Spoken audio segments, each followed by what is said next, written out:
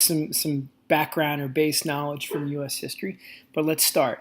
Don't forget you're answering the questions on the Google document, right? So, what did Europe look like before industrialization? Well, before 1800, most of Europe was rural, especially England, and most people were growing their own food, making their own clothes. The feudal system had pretty much been, at least in England, was over with by 1800, at least by the late 1700s. So you're going to start to see more of a modern economy, right? But mostly agrarian, right? Small farms. Um, so eventually, what's going to happen is as England begins to grow, or as England begins to imperialize or colonize, they're going to be pulling in cotton from places like India and the Americas. And as a result of that, they're going to begin to basically um, develop a cotton clothing industry, right? They're going to be creating a textile industry where they're going to be making the clothing, and that clothing will be sold back to India or back to the United States, or back to the early colonies. So that's happening in the late, the 1700s, mostly the late 1700s. Um, but that wasn't happening in factories. It was happening as part of the cottage industry system, or the putting out system. It's pretty simple. You didn't have factories yet, so what merchants would do is they would buy the cotton, they would sell the cotton to homemakers or women who would then spin the cotton, and then they would sell it back to the merchants who would then transform it into clothing. So really simple things are being made at home. Okay, we're not seeing the rise of factories in the mid to late 1700s.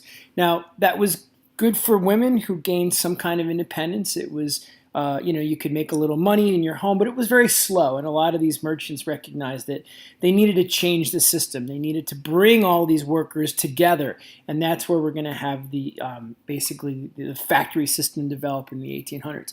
But again, it's important to understand that before the 1800s, industrial work was done in the home as part of the putting out system. So what changes? Well, mostly technology. So you should be able to identify some of the innovations or technologies that emerge that allowed for improved industrialization. What allowed these merchants to mass produce textiles. So you have the spinning jenny, kind of an early sewing machine in the 1760s. You're going to see improved water power technology, or the water frame. Most of these mills you're going to see all over in Europe and in the United States, they're going to be along a river. The river is going to propel the mill, and the mill is going to basically generate power for these machines. Richard Arkwright was the father of the factory system. He kind of decides, hey, let's build a factory and bring these workers in from their homes, put them in the factory, and they can kind of do their job there, and we'll pay them kind of a salary instead of per item produced.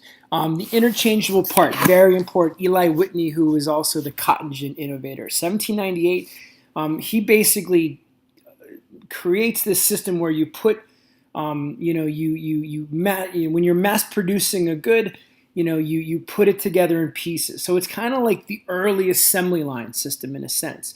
He used it to make rifles, but that was transformed again into different industries. So again, each worker would have a different job, and they would put this item together. Shoes, for example, back then, maybe belts, clothing.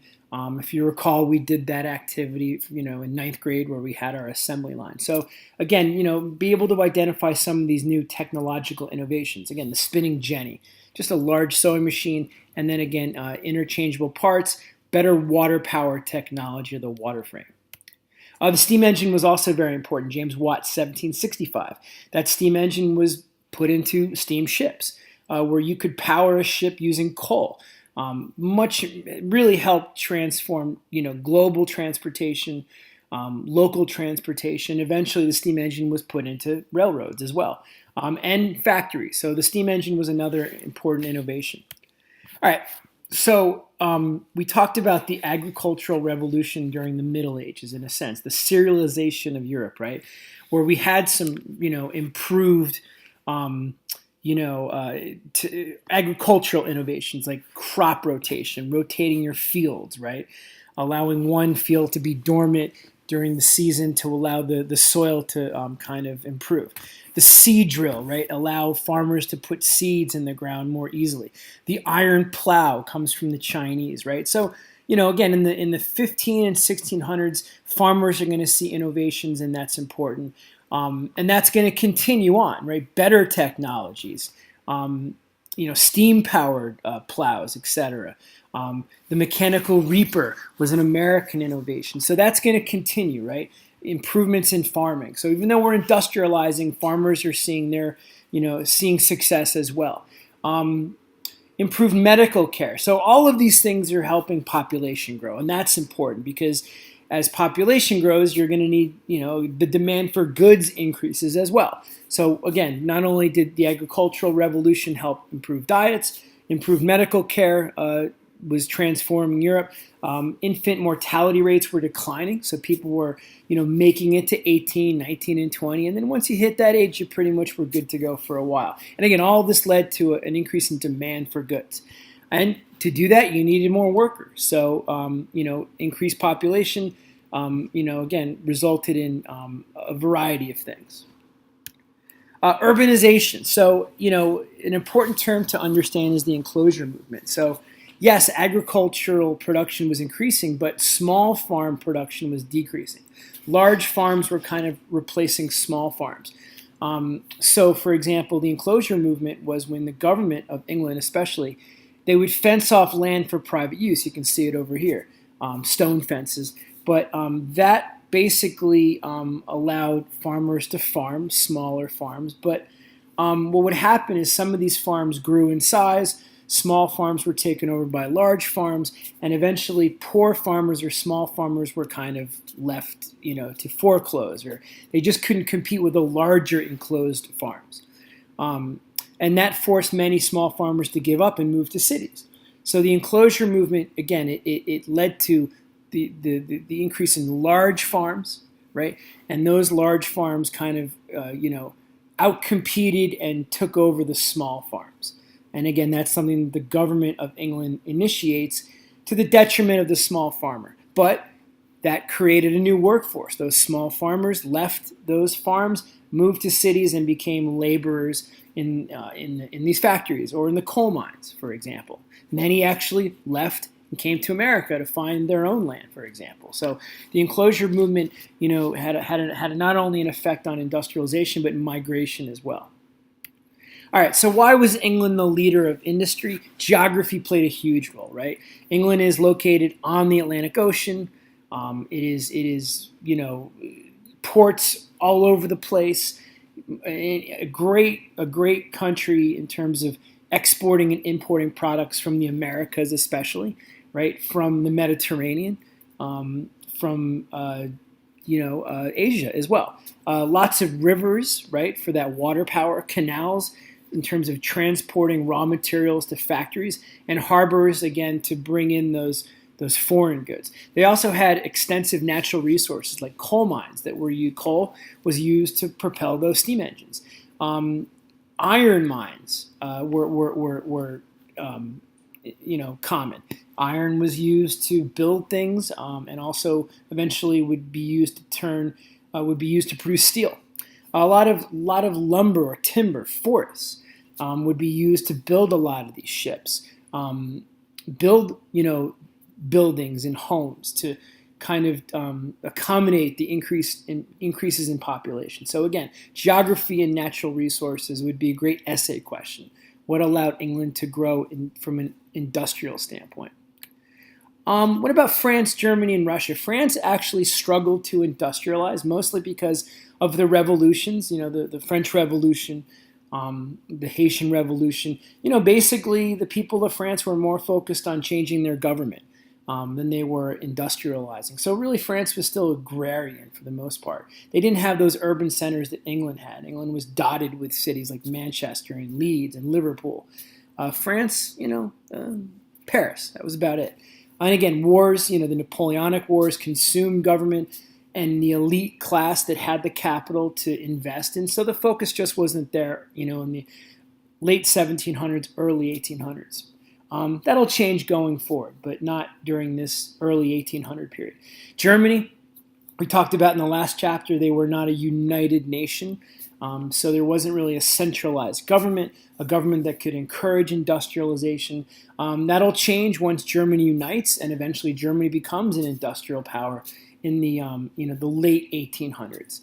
Russia, though, was really transforming. You could kind of give probably Peter the Great a lot of credit for that.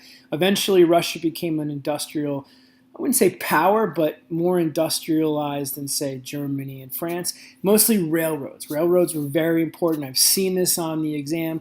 The Trans-Siberian Railroad connected the Pacific to Moscow. That really enhanced trade with Asia. Those Silk Roads are gone by now, right? Now you've got these transatlantic railroads, right, or these transcontinental railroads. As a result, the coal and steel industries grew. Russia was a major exporter of steel.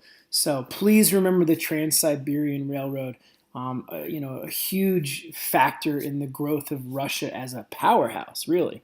It's not, Russia is right there in the mix with these other nations, especially England. All right, what were some other revolutions? We talked about the United States Industrial Revolution in U.S. history. The government played a big role in that. They would they would give land to railroad companies, and that led to the building of the Transcontinental Railroad. Their laissez-faire policies allowed corporations to grow without a lot of taxes or tariffs or regulations. That's important, right? Kind of a hands-off policy. And the United States had lots of natural resources like England, coal and oil. The United States was the oil producer of the world, especially in the early 1900s. So, you're not going to find oil in a lot of other places during this time. We don't have Saudi Arabia yet. Canada hasn't been explored. So the United States is the leading producer of oil, and that's going to be important for machinery and transportation. Also immigration, right? As these small farmers move to the Americas because of the enclosure movement, they're going to basically fill out that labor force. And they're going to also as more people come to this country, there's a greater demand for goods. There's going to be a second revolution in the late 1800s, early 1900s, right? The Carnegie and Rockefeller are going to lead that revolution. And what's going to propel that revolution? Innovations like, oil had already existed, but now, by the late 1800s, they can turn oil into kerosene for lighting homes. And then obviously petroleum to propel machines and cars eventually. So, and also electricity. You can't underestimate the significance of electricity and Thomas Edison. That would be, again, the very late 1800s, early 1900s. And the internal combustion engine. That's going to replace the steam engine. That's important. And in order to run an internal combustion engine, you're going to need that oil. Okay, so those go hand in hand. So again, what's the largest factor in the industrialization of the United States? The railroad, and then again, what's going to propel the second revolution? These new innovations, especially being able to extract or produce or turn oil into petroleum. Okay, Japan was beginning to grow during the Meiji Dynasty. Japan will open its doors to the world, and they're going to begin to slowly industrialize. It didn't happen overnight like the United States. They were concerned about the growing militarization of Europe, right? Eventually, in the early 1900s, Germany, England, even France were becoming, industrial powers, and their militaries reflected that with these impressive military weapons, right, that could only be produced by, obviously, industry.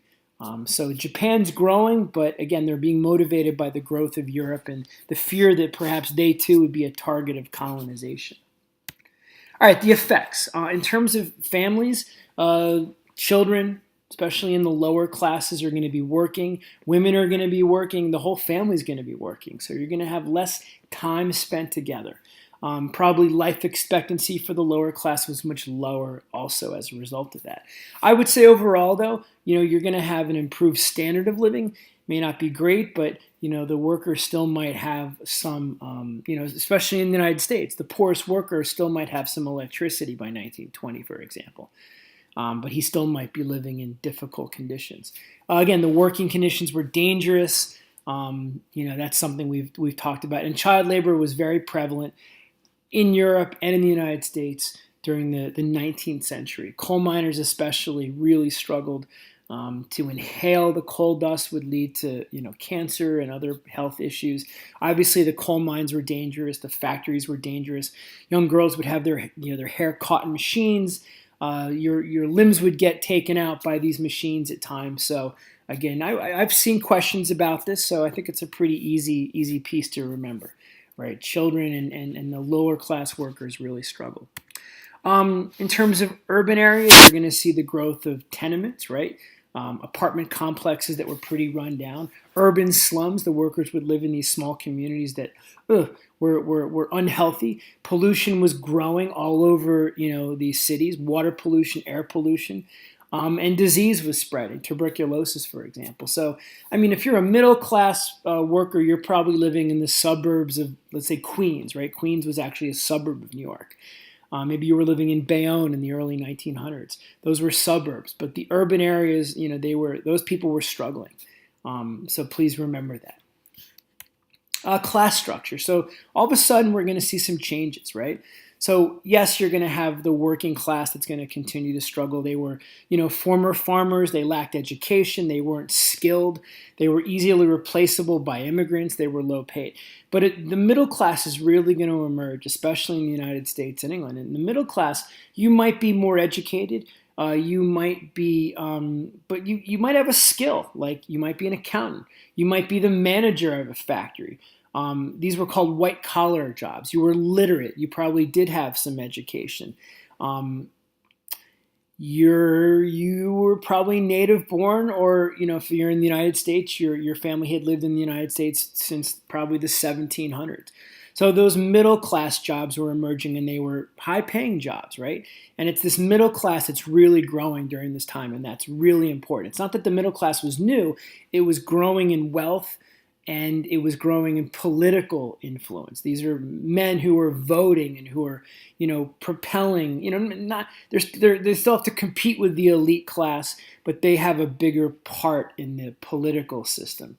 And then again, at the top, you've got your owners, your landowners, your owners of industry, your Rockefellers, your Carnegies, and also wealthy investors, right? Probably not the manager, but you might have a lot of family wealth that allows you to invest that wealth.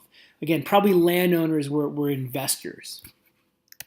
All right, women were seeing improvements on some level. Working class women were still struggling. They were doing a lot of the work. Why were they being hired? Because they would work. They would be paid less than men. They're probably working in the textile industries, if you recall the Lowell girls from U.S. history in the United States.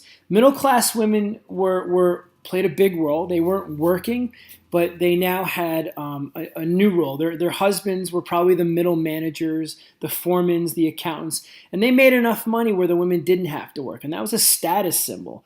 What did these women do? They took care of the home. That was this role that was emerging known as the cult of domesticity. This belief that a woman's role was to be at home taking care of the family if they could. In some cases, working class women had to do both. They had to work and take care of the family. So the cult of domesticity wasn't only for the middle class woman, it was for all women. It was just harder for a working class woman to kind of do both. And women in both classes became consumers of home products. So in the early 1900s, you're going to see the refrigerator or the washing machine, emerge. And that, those companies would target the middle class. One, because they had the money to buy these goods, and those women obviously were going to be the ones to use these machines. And it emphasized the ease, right? You'll have more free time. And they did. These innovations helped these middle class women do their job. And that gave them more time to do things like social reform, get out there and help society. And that's important. Maybe even get an education. So again, the middle class, those women are going to see improvements. They're going to be leading, again, reform movements to end child labor in the United States, to abolish slavery. And they're going to start fighting for their own rights. And again, that's going to give rise to feminism, right? Even working class women are going to feel this need to fight for their rights, fight for the right to vote. So, but I would say the middle class was leading the feminist movement or the women's rights movement.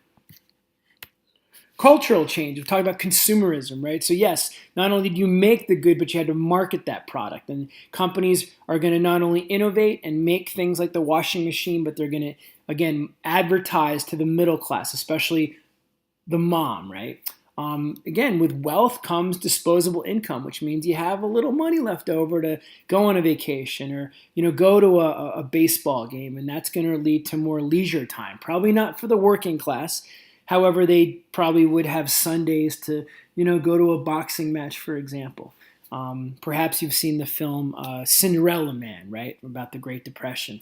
How boxing was a really important for a lot of people. It gave them a way to cope with their struggles. People would maybe go biking or boating. Sports were becoming more popular. Soccer in Europe, baseball and boxing, or at least boxing all over, boxing in Europe and the United States, and baseball emerges in the United States, and here's Babe Ruth. So all of this is tied into growing industrialization. So these are the cultural effects. So a great essay would be the cultural effects, the social effects, right? The growth of the middle class, and obviously the economic effects, right? Wealth, struggles for the labor class. What about the environment? Don't forget the environment, right? Fossil fuels are being burned. We're burning coal. We're burning timber. It's not good for, obviously, our atmosphere. Obviously, it's worse today. Water pollution was unchecked. Industrial dumping especially. So don't forget the effects of the environment. That's a great piece to add to an essay about industrialization. New business organizations. This could probably go back to the causes of the industrialization of the world. You're going to have new ways to do business. Large corporations are going to emerge where they sell shares of stock to anyone, and middle class Americans, elitists will buy into these companies. So the stockholders become the owners of corporations. Steve Jobs didn't own Apple; he just founded the corporation. The investors, the people that bought his stock, he was a big stockholder. He owned a big part of it, but so did, hundreds and hundreds of other people. And that's going to lead to a stock market where these investors buy and sell their stocks at the New York Stock Exchange, for example. Last year we went to the stock exchange. Hopefully we'll go again this year to see how it works. Monopolies are going to emerge. Large corporations that dominate an industry like Rockefeller Standard Oil or Carnegie's U.S. Steel. Again, these are new business methods that are going to help grow industry. Alfred Krupp was a German monopolist who used the Bessemer process, like Carnegie, to help militarize Germany. That's important because that's going to allow Germany to be a big player heading into World War I. It's this incredible army that emerges that's going to kind of be a factor in the worst war the world has ever seen. Responses. So how do people respond, or what? Again, another effect, right, would be the growth of unions. So workers struggling form unions. They came together, mostly in secret early on. Governments like the German government, remember Otto von Bismarck, they were concerned about the rise of unions. They saw that as the beginnings of revolution. So as a result, again, we talk about Bismarck, some governments kind of stepped in quickly to create minimum wage laws, limits on hours, to kind of appease the workers so that they wouldn't overthrow the capitalist system. That's going to happen eventually. But that's important. So again, workers coming together to fight for their rights using strikes and boycotts and other methods. That's going to lead to a suffrage movement for men, actually. So remember, early on, if you didn't own land, you didn't vote. And as more workers came together, they recognized that, hey, we need to vote to make sure that we elect people or men that will fight for us. Once in power, we can protect ourselves with legislation. So they're going to start to fight for changes politically. For example, reducing property qualifications. And that's going to happen in England, where you no longer, and America eventually in the early 1800s, where you don't have to own land to vote. You just have to be a citizen, a male citizen. By 1918, all men have the right to vote in the United Kingdom. In the United States, by the 1830s and 40s, all men are going to be voting. Again, it's reducing property qualifications. Social reform, what else comes about? It's this, and this is a good thing, this is a good change, right? Where leaders like Otto von Bismarck, middle-class women, Labor leaders recognized we need to help society a little bit, help the worker, end child labor. So by 1843 in Europe, children under 10 could not work in mines. We're going to see child labor laws emerge in the late 1800s in the United States. And in 1881 in England, and England's really at the forefront here. They're going to make sure kids are going to school and not working. So you're going to see mandatory education in England in 1881 for children between the age of 5 to 10. And we mentioned Otto von Bismarck, who, again, he fears the workers rising up and really taking over. And what he does is he wants to curb that, and he gets ahead of it, and he establishes unemployment insurance for workers, pensions so that workers can retire and not work till they're 80. And again, it's to avoid social unrest or revolution. That's Otto von Bismarck. What else has changed? I wouldn't say changing, but we're becoming a more global world where, the Columbian Exchange is evidence of globalization, right? I mean, heck, goods were making their way from the Americas to China. So globalization wasn't new, but it was improving. It was becoming easier to sell goods from Asia to the Americas or from Europe to the Americas. England is importing more goods from Egypt, the United States, and India because of improved shipping, the steamship especially, railroads, connecting Europe, Asia, and Africa, the Trans-Siberian Railroad. So we're becoming more globalized. British textiles are being sold all over the world, not just in the Americas. International labor unions are emerging. And we talked about Bismarck's social reforms are going to influence progressives like Teddy Roosevelt and other progressives in the United States in the late 1800s especially. So again, the world is becoming even more interconnected, but I wouldn't say that was new. It's just becoming more extensive, and especially trade, it's becoming quicker, faster, and cheaper. What are some other intellectual reactions? We talked about the isms, right? Remember Adam Smith, this laissez-faire economic policy is emerging, especially in the United States. Political leaders like William McKinley were huge supporters of laissez-faire policy, hands-off policies, right? Don't, allow monopolies to operate. It's good for the economy. John Stuart Mill establishes an ism known as utilitarianism, where it's this belief, though, that capitalism is a problem, not to end or replace it, but we need to at least address the problems like child labor and low income and this gap between the rich and the poor. He believed that it was government's job to, again, regulate because it might be the best thing for the greatest number of people. So, keep a hands-off policy, but not if it's hurting the majority of Americans. Utopian socialism emerges. We mentioned this idea of separating, creating utopian socialist communal societies like New Harmony in Indiana, ideal communities. And the Fabian Society, remember, this is gradual socialism where, hey, let's not, we don't want to see a revolution per se, but government might have to take a greater hands-on, or again, more legislation to help workers, help end child labor, advance education. So gradual socialism is tied to the Fabian Society. Karl Marx. All right, we got to spend some time on Karl Marx. So he's a German philosopher or writer who kind of, he doesn't introduce socialism. Socialism kind of was already developing. He comes up with more of a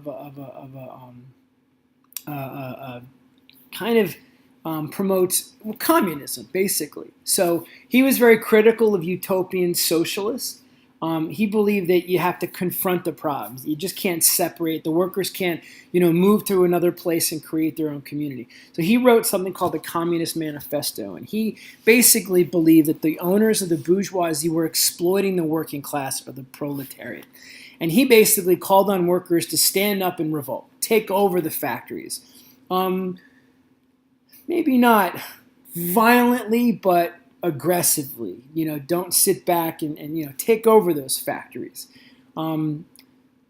He did believe that capitalism had to end. Capitalism was problematic for the working class, the majority of people in Germany, for example. He actually, he debated whether or not government should be a dictatorship to ensure the workers were, being taken care of. But at times he also believed in the idea of democracy, where the people had a say in government. So he wasn't pro or con. He would go back and forth between the philosophies.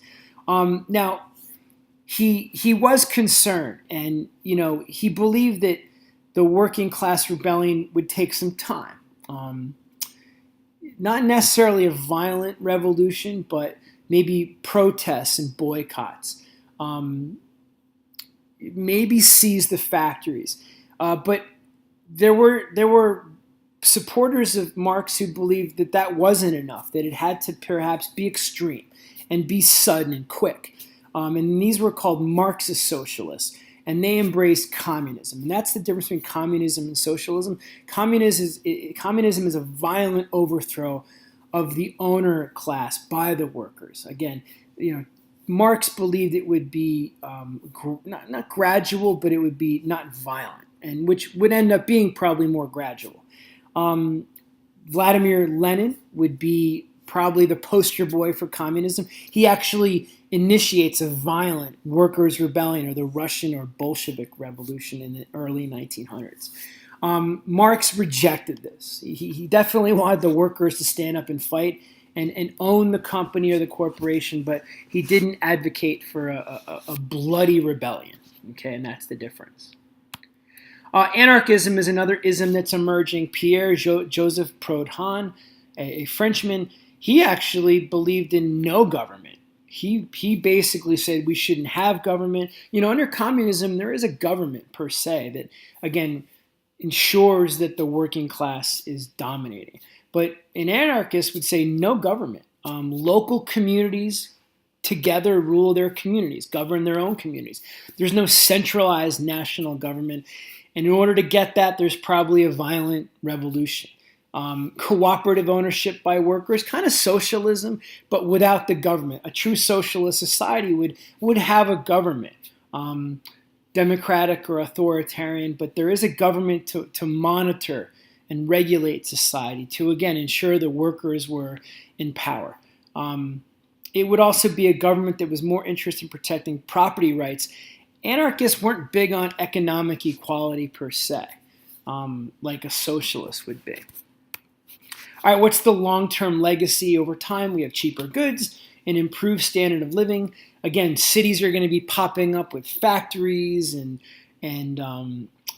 leisure activities, right? The middle class is going to grow in not only size, but in wealth. That's important. And influence, right? They're going to drive a lot of these reform movements. Family life is altered, probably, at least for the lower working class, it's not going to be good.